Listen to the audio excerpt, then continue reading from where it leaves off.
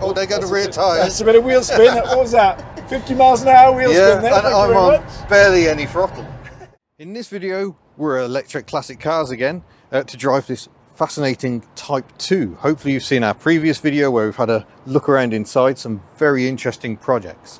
So this Type 2 is a vehicle has existed for a number of years now in electric form. So I think I'd better invite Richard in, the owner of Electric Classic Cars, to tell me a bit more about it and how you built it. Right, so this is my 1969 VW crew cab, and it's my daily driver, come rain or shine. Okay, yeah, hence a little patination. Exactly, yeah. So I converted this 6 years ago, and at the same time I kind of like did a budget restoration, let's say, you know, on the cheap. Because I was just doing it as a little bit of a hobby, and it's my vehicle back then and didn't have much money, so I just kind of like patched it over where I needed to do. And to be fair, it's lasted quite long, quite well, let's say. But the main thing is, in 6 years that I converted to electric, I haven't had to touch it at all. Wow. It's been so reliable, and it gets hammered because it's our work truck for work. So we use it for taking stuff in the back, but also it's my family truck. So I've got kids, dog, etc. We go camping in it. It gets used whether or not there's salt on the road or 30 degrees sunshine in the summertime. So it absolutely gets hammered. But the beauty is now it's electric, 100% reliable. Not touched it in 6 years. Excellent. Apart from getting the kids to wash it every so often. How many miles have you done in it?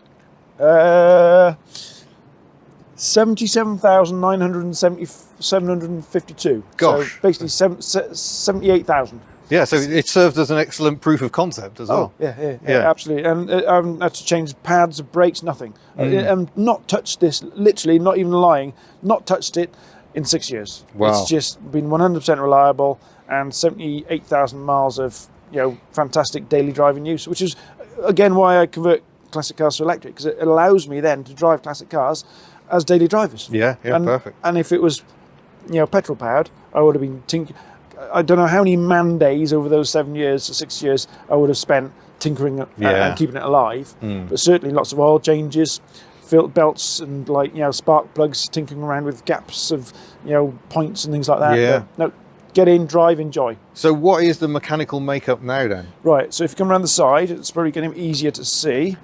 So in the rear there, you can just about see it behind the rear wheel there. We've got a Tesla large drive unit. Oh yeah. So there's a 450 horsepower Tesla large drive unit in there, which is 10 times more powerful than the 45 horsepower air-cooled engine that was in it. And then from around about there to there, we've got a battery pack. So it's an 85 kilowatt hour battery pack out of a Tesla Model S 85 model. So we've got the battery pack and the motor out of a Tesla Model S. And that battery pack then sits kind of underneath the deck and a little bit underneath the back seat, but doesn't really impact on the luggage space at all. In fact, if you ever look in the rear, we've gained luggage space because now we have this space. Oh yes, very handy.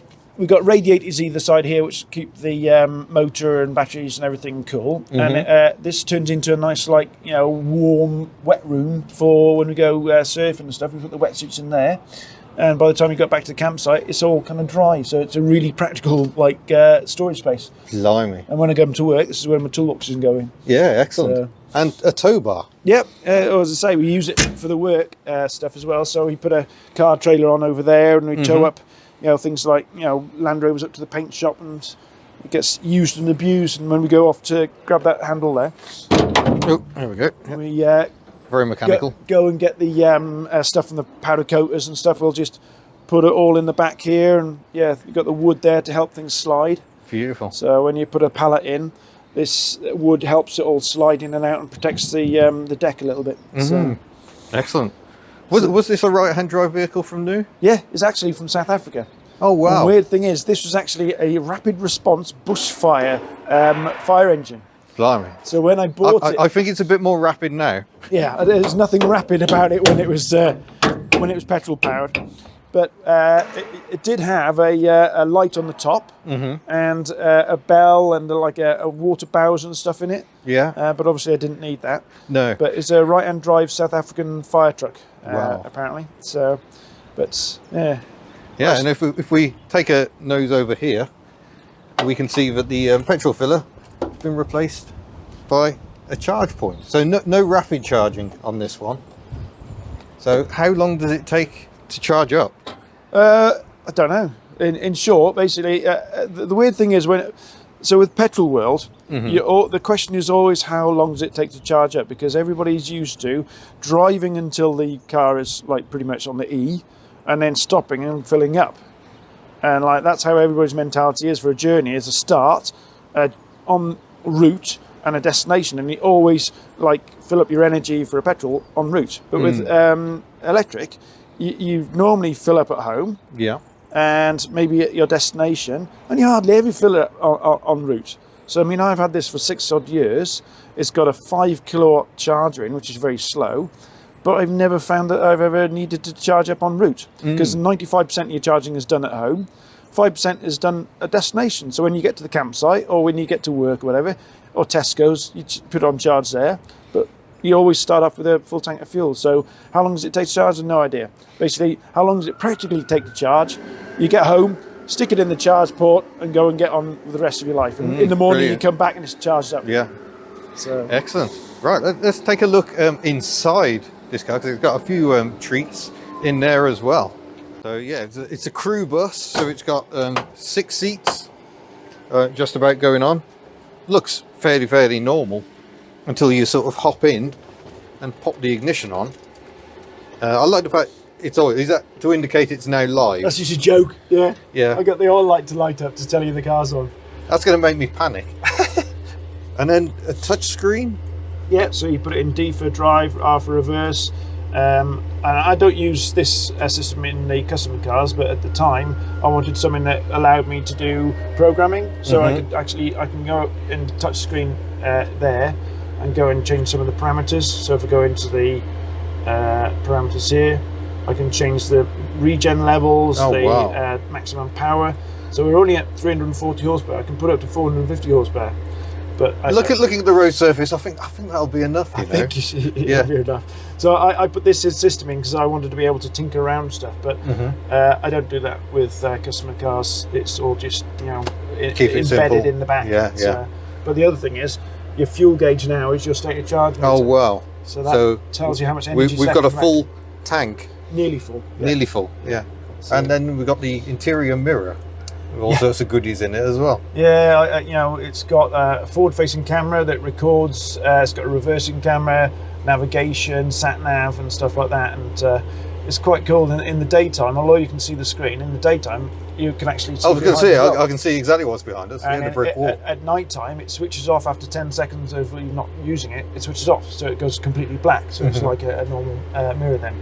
So you've got sat nav on it and all sorts of stuff. In fact, you've got full-on capability of Bluetooth, whereas if you go into the apps, you've got Spotify. It's like a mobile phone.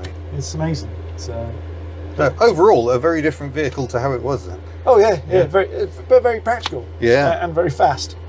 As we shall very soon find out. Let's buckle up and we'll head out. Right then, I should put my foot on the brake. Yeah, you've got to have your foot on the brake to be able to change gear. I shall press D on the dashboard. That feels slightly alien. Handbrake in. You went for the gear stick then, didn't you? I did. I saw that hand going. Oh, it's the organ style throttle. Oh, yeah, there we go. And we silently drift away. Yeah, the novelty just never wears off, does it? No.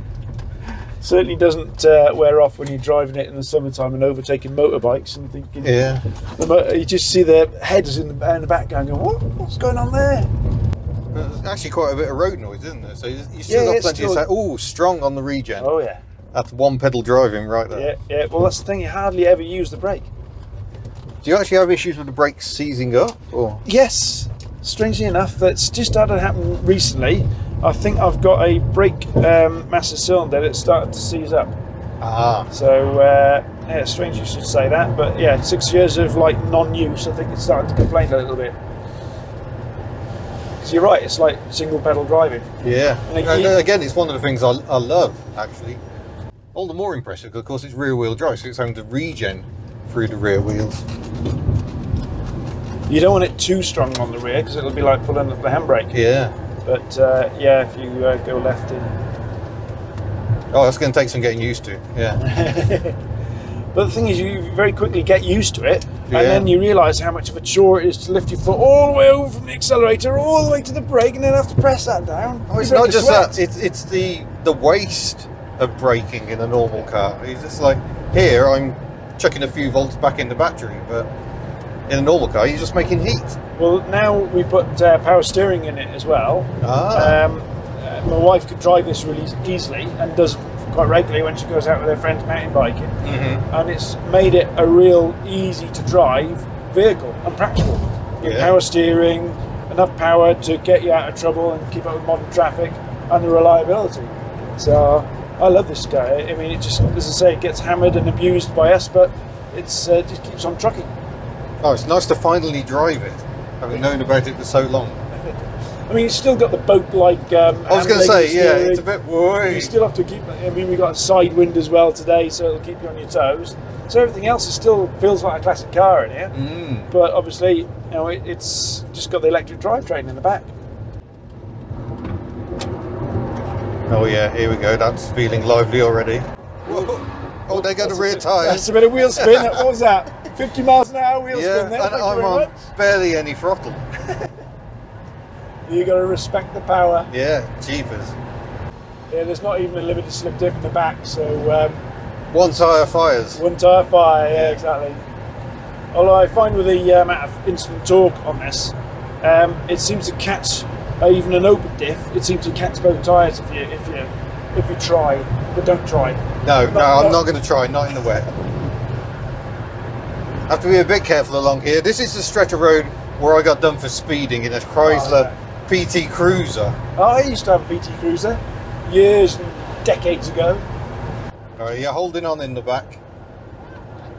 So do the brake lights come on when it's regen? Yes. Yeah. Yeah. In fact, you'll see when you get around the roundabout here. There's a little light, red light that lights up there. That confirms that the brake lights come on. So if you take your foot off there now, Oh yeah. see, so that's turning on the brake lights. Jeepers. That is not the experience you expect in a Type 2 Volkswagen. It's mental. I just wish it was dry and then you could really floor it. Oh, nice Morris Minor van. Look at that old moggy. Yeah. Lovely. But everything else feels like a classic car, doesn't it? Yeah, the steering, very much. It is a bit of a fight, but I wonder if it's better because you've got that mid-mounted battery pack. So you're bringing a bit of weight forward, aren't Yes, in short it is. But it's still VW bus steering box. So you've got about 5 different connections between that, and then it's got to go through 90 degrees, it's got to go back to there, there's another thing there, and it's about 5 areas of like play, if you like. you? Yeah. Oh yeah, so there's my brake lights coming on. That is lovely regen. Go up the hill, you'll feel the torque going up the hill. Something that, you know, in a petrol engine version, you'd have to change gear about 3 or 4 times just to be able to go up that steep hill. It's quite nice to be driven. Yeah. Where to, sir? Take me to the pub. Pick me up in 6 hours. So this is quite a steep hill, and yeah, it would struggle up here to do it in anything other than second gear. And obviously with the amount of torque you got with the Tesla Yeah, Type and I'm unit- just lifting the pedal just to get a bit of engine braking there, slow me down. Engine braking? What's No. that? It's that feel, isn't it? It's Yeah, like yeah. dropping a gear down. But yeah, which is going uphill very briskly. Effortless. Yeah. This is the hill that we have to get up when we take the cars to the paint shop. Aha. So it's quite handy to have 450 newton meters of torque when you've got a Land Rover and a car trailer you towing behind.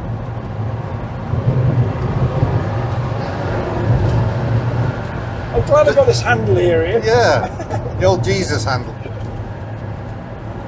It gets addictive, that power. Yeah. Have you actually had anywhere you've been able to see how fast it'll actually go? I should really take it to Santa Paul or something like that just to give it some beans properly. But It'd surprise a lot of people. it'll probably surprise me actually. I mean, I've only got I think it's 6.5, 6 inch wide wheels at the back, Oh Because gosh. you can't get much tyre in underneath the arches. No, it's quite So compact. I wouldn't have that much traction. But yeah, might go to Santa Pod this year for Bug Jam or one of those drag racing festivals, see what I can do. Drive there, drive back. Yeah, well, it's quite subtle. No one would notice, would they? Until you just launch. Yeah, I mean, I put Porsche brakes on the front, thinking I need big brakes to be able to support the power, but as you've already experienced, Yeah, well, I'm not using have the you brakes. even touched the brakes No. yet? I mean, the regen's fantastic on it. And handling wise, I've put the Bilstein shocks on all around, but that's pretty much about it, really. And you just do the grease nipples every few years, just keep on top of that. Now, I'm starting to detect you're not a fan of being warm, because you've got your Land Rover that really hasn't got very much of a roof. Yeah. And this doesn't seem to have a heater. No, I've not put a heater in this. I should probably put a heater in one day, but no. I suppose if children get cold, you can put them in the flap at the back, yeah? Well, that's what woolly hats were invented for. Yeah, that's true. If you're cold, put a jacket on. What's wrong with you? Well, Sir Alec Zagonis himself used to think that. Yeah, So I don't want people being comfortable, they'll fall asleep. brilliant. Well, there's no such thing as bad weather. It's just incorrect clothing. But no, I should probably put a heater in it at some point. But I mean, I've driven it for 6 years through 6 winters, and never really thought that I need a heater. Well, we got the sun today, so that's helping. It's a very cold sun though. Yes. Of course, I think you just slow down, and it's just back to being peaceful, sedate. Exactly. It's just no effort at all. Turn around up here. That's the thing. You can drive this like a pussycat, and nobody would think anything other than it's just like a normal VW bus. Yeah. And then all of a sudden you put your foot down and all hell breaks loose. Right, important windscreen wiper test. Where's the wash? Oh. There's no water in it. That's how ages ago I used it. Darn. But yeah, windscreen wiper performance. Good overlap, no triangle of doom, even if we haven't got any screen wash, sadly. Triangle of doom. Yeah. Oh, that's a separate video in itself. Oh, I'm gonna have to watch that. Drive. You don't know about his windscreen wiper fetish. No, Obsessed. I've just found out about it. Absolutely obsessed. Absolutely obsessed. It does actually ride very nicely, doesn't it? It's smooth. It's lovely. I mean, to me, it's a real practical daily driver. I mean, I've upgraded things that needed to be upgraded, and you can't do that much to the suspension to make it handle better. But equally, you don't want to, because it'll lull you to a false sense of security, thinking, "Oh, I'm in a car that handles." No, you're not. No, you're in a big old bus. 1960s bus. Yeah. Stop driving it like a Formula One race car. So I quite like the fact that it's upgraded, but not by too much. Just the brakes and the shock absorbers. Keep the ride height the same, but you've got all the power and your right foot for when you want to tow things or overtake things. It's kind of old school driving, because there's no traction control, there's no computers monitoring how silly you're driving, and stepping in if you're being silly. No traction control. But no that is something ABS. you can offer customers with the vehicles you're building now. Yeah. In fact, all of the other vehicles that we have with the Tesla Drive unit has traction control as standard. Because as you've already found out, you can lose traction very easily. Very easily, yeah. Even when you're not fully on it, you're just going gentle bit of acceleration, and one tyre fire ahoy. So, and some of the vehicles we have, like the Land Rover Defenders, they come with ABS. So obviously you leave that system alone and keep the ABS. Yeah. But you're never going to be able to retrofit airbags and other things in classic cars. No. Which it's a good thing, really. I mean, I think putting airbags and safety systems, it's a bit like lipstick on a pig, really, in a classic car. There's no crumple zone here. It's your knees. No. So on a score of 1 to 10, what do you think of these wipers, Eddie? Oh, well, you see, it's a left-hand drive pattern on a right-hand drive car, so you've got a corner of disappointment here. Oh, we've got hail on the road now. That's quite exciting. This is not helping with a whole traction scenario, is it? Nah, it'll be fine. But it is actually really quick. You don't even get transmission noise, because it hasn't got the transmission, has it? All you'll get is road noise, because it's a classic car, there's not much sound ending in. And at top speeds, like 70, 80 miles an hour, that's not the top speed, but at higher speeds, you get the wind noise. Oh, and hail coming in through the window. Yeah. proper classic experience. Oh yeah, there's no electric windows or anything in this. It's proper old school. I like the way the whole thing kind of lifts up when you floor it. Great.